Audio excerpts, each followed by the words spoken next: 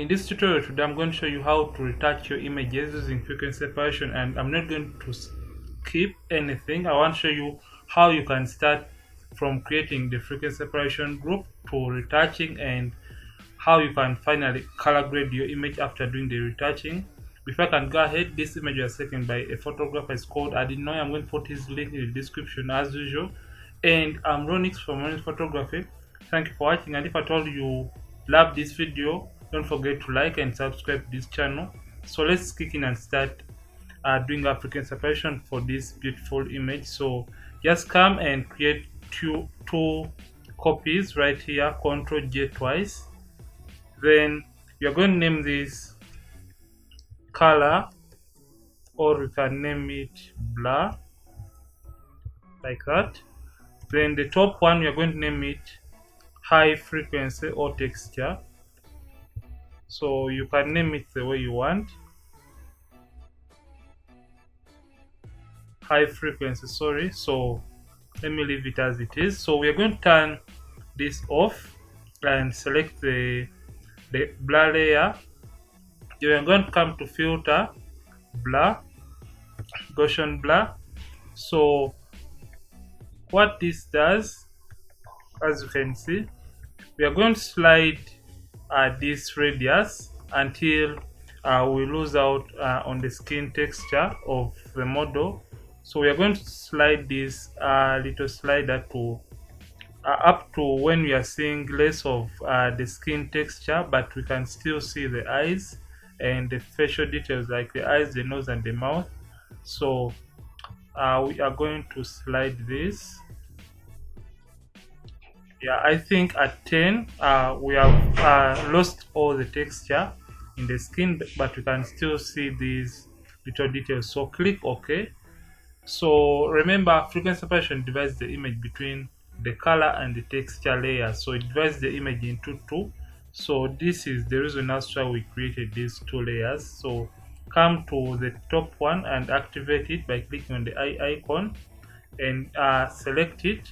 Then come right here to image, click on apply image. So when you click there, you get this little box. So come and remember, we are going to subtract the texture from the color layer right here. So click the color layer or the blur layer, then come to the blending, and remember we are subtracting the texture from the color, and click subtract. So make sure you put the scale at 2 and the offset at 128. So when you do this, you'll get your textures. Your image will turn to this gray icon.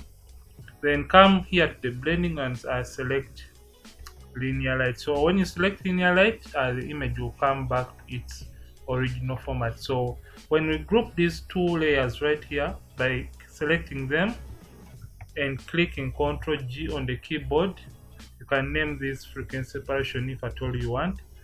So when you turn it on and off, you can see there is no difference within between the what we have done for frequency separation and the original background layer. You can see there is no difference at all. So we are done creating our frequency separation group. So we are going to start retouching this image. So click on the high texture layer, the high frequency or the texture layer. Then come and create a black and white layer on top of that. Then come to the red channel and now darken it, because we're going to be using a mixer brush tool in Photoshop. So look for where your mixer brush tool, and mine is around here, or it is usually under the brushes. And for the settings, make sure this is checked and it is a green brush. This is checked. Whiteness, we are going to use 10, the load is 75, mix at 90, and the flow at 100. Make sure sample all layers is not checked. So after you have set up your brush, remember we are going to start blending these tones, the skin tones, where they look uneven, and we are going to make them have better transitions in Photoshop. Select your the blur layer. Remember it has the color, and the skin tones are usually on the color layer, so that's why we have to select this color layer. So we are going to start blending. Remember, when you're blending, make sure you blend the highlights alone, the midtones alone, and the shadows alone. Don't drag from right here towards the highest, because you are going to distort the original shape of the image, because you'll be dragging color from the highlight to the shadows and vice versa. So start blending and mixing. Yeah, so we are like harmonizing the skin tones of the model, and as you can see, I didn't remove the blemishes in the very first process, because when you're using the mixer brush tool, it kind of tends to flatten the blemishes. So when you reach that stage of removing the blemishes, you won't have so much to do regarding the blemish removal. So if at all you feel it is too dark for your liking, just come and play around with this slider. So come back and select this right here and continue blending the skin tones and harmonizing them. So let me show you guys our progress. So I turn off the black and white layer, so you can see before after. Remember, we are blending where the skin tones are uneven, so turn this back on, and as you can see right here, we have something like a white patch. So we are going to try to blend it within the skin. So continue doing this, and after this I'm going to show you guys how to harmonize all your skin tones and get like kind of fine-tune your image. So stay tuned and you don't miss out on that amazing information I'm going to share with you guys. It has really done so many wonders for me whenever I'm doing my retouching for the images. So just come and continue doing your blending and harmonizing. You should take your time, because this step is really nice, and I think you have seen images out there where someone has done frequency separation, and the skin is really bumpy and it is not even. Yeah, however much they may have gotten the texture right. So remember, the issue is those people tend to not to even out the skin tones and blend them together. So that is the reason as to why the skin tones the skin can be with those bumpy areas. So that's why we are using the mixer brush tool to merge them and blend them, so that we can have those smooth and nice transitions. And as I had said before, make sure you blend the highlights alone, the midtones alone, and the shadows alone. So that is what I'm trying to do. And to increase the brush, make sure you use the left and the right brackets on the keyboard. Sorry, I hadn't shared that information with you. So that instead of just coming here and increasing a brush, use the left and the right brackets to increase or decrease on the brush size of your mixer brush. I don't know if I'm making sense, but yeah, let me do this quicker so that this tutorial is not a long one for you guys, because you may end up getting bored with my talking and everything. So like I had said, keep on checking on your progress. You can see the progress so far. Doesn't look much, but it really creates that wonderful impact on the image. So just continue doing these simple details. Remember, it is these simple details that set you apart and make your work stand out from other photographers or other retouchers out there. So that's why we have to take really good care about this step, because it may look like a simple step, but it is really nice and helpful at the end of the day, and makes you and your work stand out, and it makes you different from other retouchers out there. So I think we are done with the face area, so let's try to blend this chin area a little bit more. So I will zoom out because I want to see the image so far. If I at all have done any errors, you can see before after. You can see we have made very nice transitions. So if at all you feel the black and white is distracting, you can as well mix while it is turned off to get more accurate areas to do the mixing on. So like I said, just come double click right here, and if at all you feel it is too much, drag the red channel towards your right, and here you'll brighten the area. So come and continue doing the mixing and blending. Remember, we are blending from our lowermost layer. Yeah, I'm sorry if at all I'm taking too long for this tutorial, but I want you guys to understand each and everything without me forwarding anything or skipping it, because some people tend to get lost. So that's why I want this to be a detailed tutorial, so that you guys can understand each and every step. So you can see before after. You can see the neck area has been blended in well. So we are going to delete the black and white layer and come right here and select our lasso tool. Make sure your feathering is at around 16 pixels. Yeah, so make sure you're still on your blur layer. So we are going to apply or fine tune this image a little bit more. Come and make a selection, yeah, on the skin area of the subject or the model. Make sure you only select, and you desist from selecting areas like the eyes or the eyebrows. Only select the skin. So like you have seen, I've selected the skin. So come to filter and come to blur, then come to Gaussian blur. So what we are going to do, we are going to slide this until we can see the texture even more or better. So we are now kind of fine tuning. So we are combining two steps at a go so that we can get the best results possible. So we are going to slide this, and the other math I did about this, when you multiply 10 by 3 you get 30.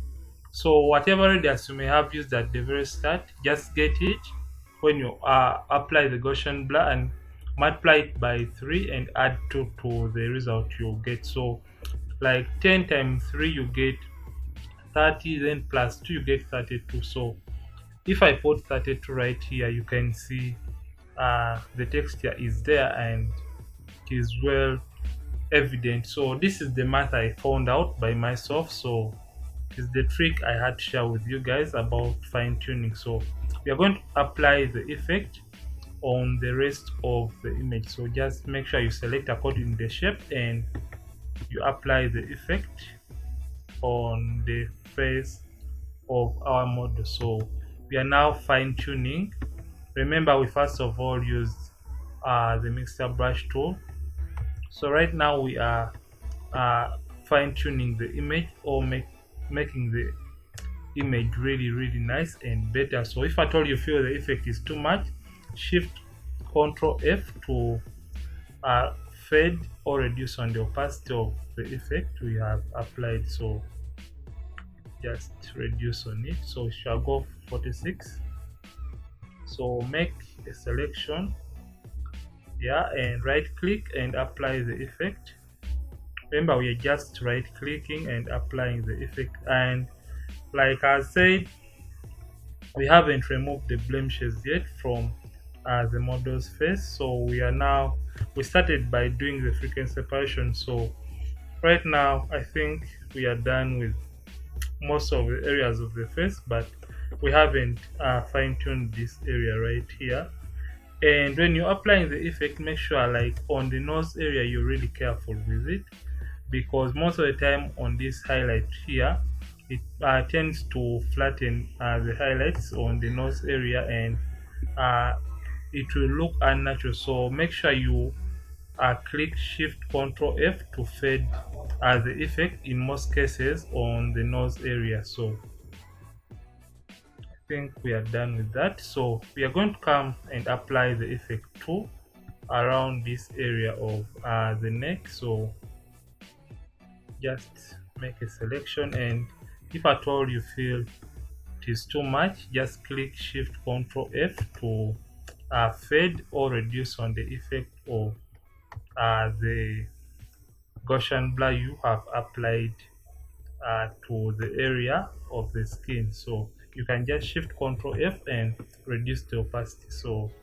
I'm going to cancel that. So I think we are done with African separation. So now the next step we are going to do, we are going to remove the blemishes from the skin of the model. And remember, the blemishes usually are on the high layer or this gray layer right here, because we have been working on the skin tones and fine-tuning the skin tones of the model. So make sure you're on your high texture layer.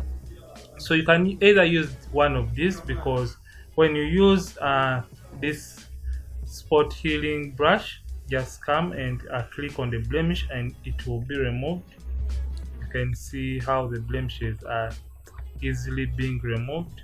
Or if at all you're really good, come and use the clone stamp tool, which I prefer to use for my blemish removal, because I manually sample by clicking the Alt button, alternate, sample from the area I want to replace the blemish with, and paint over the blemish like that. So Alt and paint over the blemish.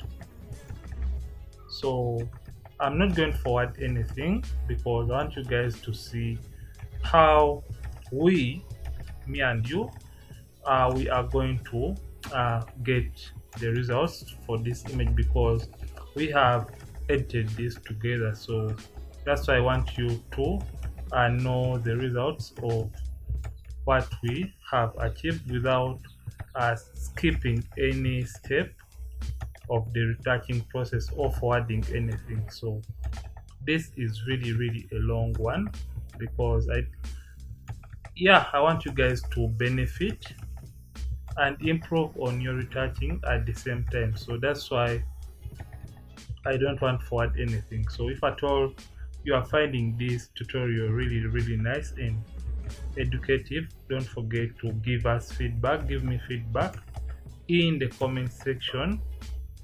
Don't forget to give me feedback. I'll be glad for your feedback. And if at all you have issues, just drop it. If at all you have an issue, just drop it in the comment section. I will reply instantly to your issues. You can see now the image. So right now what we are doing, remember, we are doing the blemish removal. We are removing those skin, the textures that are so prominent and unnatural on the skin, and we are on our high texture layer. So that's what we are doing right now. So I'm going to come on the top part of the face, sorry. Like I said, top face as if it exists. So I'm going to continue removing the blemishes, and after doing this, we're going to do a little bit of color grading, and we also do the whitening of the eyes. And if at all you would like to get a tutorial about my global dodging and burning, I have so many videos about that on this channel, so you can check out how to add your global dodging and burning to enhance or add more dimension to your images. So I think we are done with removing the blemishes. So I can come right here and I try to remove these simple blemishes in the hair. Like I said, I just want to be fast. So if at all you're doing retouching for a client, make sure you are really careful with this. So right now we are done with that. We are done with African separation. You can see before after. you can see all the skin tones have been evened out really well and nicely. So I'm going to come right here and I'll close the frequency separation action. So we are going to do a little bit of color grading, and we're going to be using selective color only. So I just don't want this to be long, so I'm going to add science to the image, and I'm going to come to, remember I'm on the red channel, and I'm going to add yellows to our image, and I'm going to pull down the magentas. Sorry, let me pull it up a little bit. Let me add in magentas to this image, and I'm going to add in science to this image. So you can adjust this according to your liking, so you can see before after.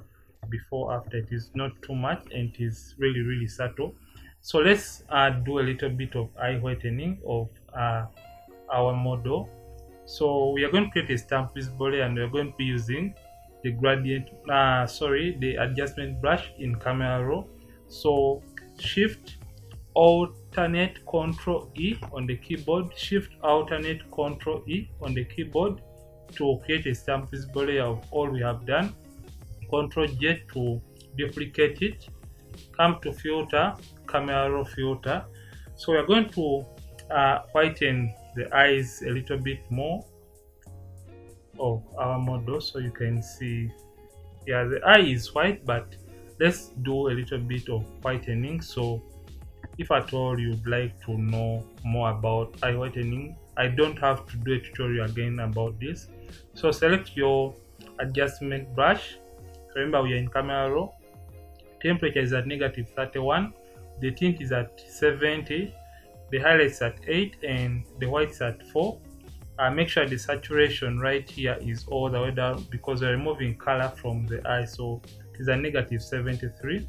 So just paint over the white area, only the white area, and maybe the catch light in the eye. So get this, move the hand tool and move, come back to the brush and just paint over the white area. I think we are done with the eye whitening, and if at all you feel that's too much for your liking, just come to a temperature and you can warm it up a little bit. So that is fine, and click OK.